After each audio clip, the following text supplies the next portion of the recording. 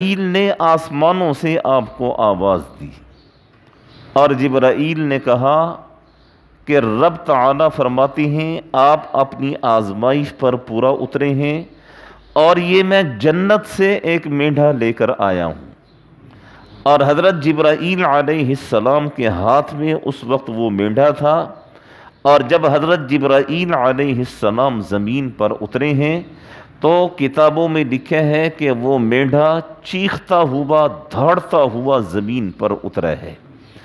اور اس کا رنگ سفید رنگ تھا، بڑی آنکھیں تھیں اور خوب موٹا تازہ، جو عمدہ غذا سے جو جانور پلتا ہے یہ وہ دمبا تھا جو اللہ جل شانہ نے آسمانوں سے جنت سے حضرت ابراہیم علیہ السلام کے لیے بھیجا۔ اور علماء کرام نے لکھا ہے کہ اس جنت نے اس دمبے نے، اس جانور نے 40 سال جنت میں رہ کر چرا ہے، جنت کی غذا اس نے کھائی ہے، اور 40 سال کے بعد پھر اللہ جل شانہ نے اس جانور کو حضرت ابراہیم علیہ السلام کے حوالے کیا کہ اپنے بیٹے اسماعیل کے فدیے کے طور پر اسے ذبح کیجیے۔ حضرت ابراہیم علیہ السلام نے اس جانور کو، اس دمبے کو، اس بھیڑ کو آپ نے ذبح فرمایا، اور ذبح فرمانے کے بعد حضرت ابراہیم علیہ السلام، اور یہ جانور بڑے سینگوں والا تھا، حضرت ابراہیم علیہ السلام نے اس جانور کے سینگوں کو محفوظ رکھا۔ حضرت ابراہیم علیہ السلام کے بعد وہ سینگ حضرت اسماعیل علیہ السلام کے پاس آئے، آپ نے بھی ان سینگوں کو محفوظ رکھا۔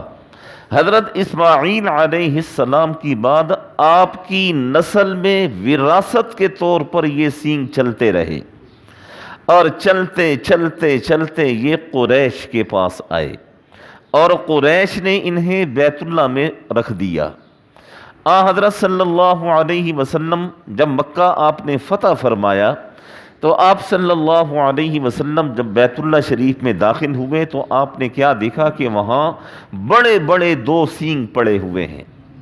تو آپ صلی اللہ علیہ وسلم نے حضرت عثمان غنی رضی اللہ عنہ کو بلایا، اور آپ نے فرمایا کہ عثمان ان سینگوں کو ڈھانپ دو، یہ نہیں فرمایا کہ ضائع کر دو۔ کیوں؟ اس لیے کہ یہ تو رب تعالیٰ کی نشانی تھی، یہ تو جنت کی نشانی تھی۔ آپ صلی اللہ علیہ وسلم نے فرمایا کہ انہیں کسی کپڑے سے ڈھانپ دو، میں یہ نہیں چاہتا کہ نماز پڑھنے والا نماز پڑھے اور اس کے سامنے کوئی ایسی چیز پڑی ہو جو اسے اپنی طرف متوجہ کرے، میں یہ چیز نہیں چاہتا، اسے ڈھانپ دو۔ حضرت عثمان غنی رضی اللہ عنہ نے ان سینگوں کو ڈھانپ دیا۔ حضرت صلی اللہ علیہ وسلم کے زمانے کے بعد، صحابہ کرام کے زمانے کے بعد، پھر ایک وقت آیا کہ بیت اللہ شریف میں آگ لگی، اور اس آگ کی وجہ سے وہ سینگ جل کر خاک ہو گئے، اور پھر جا کر ان سینگوں کا وجود اس دنیا سے مٹا، ورنہ ہزاروں سال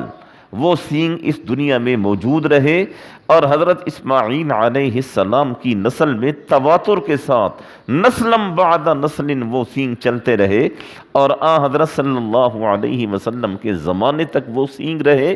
حضرت صلی اللہ علیہ وسلم نے ان سینگوں کو دیکھا، صحابہ کرام نے دیکھا، اور اس کے بعد پھر ایک وقت آیا بیت اللہ شریف میں آگ لگی اور وہ سینگ جل کر خاکستر ہو گئے۔ تو اللہ جل شانہ فرماتے ہیں کہ ہم نے ابراہیم علیہ السلام سے کہا کہ ہم آپ کے بیٹے کے فدیے کے طور پر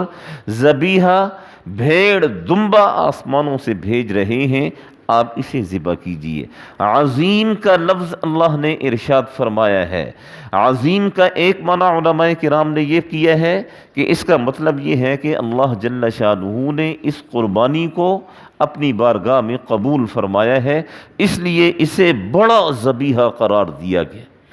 اور بعض علماء کرام فرماتے ہیں کہ اس کا مفہوم یہ ہے کہ اللہ جل شانہ نے حضرت ابراہیم اور اسماعیل علیہم الصلوات والسلام کے اس عمل کو اتنا پسند فرمایا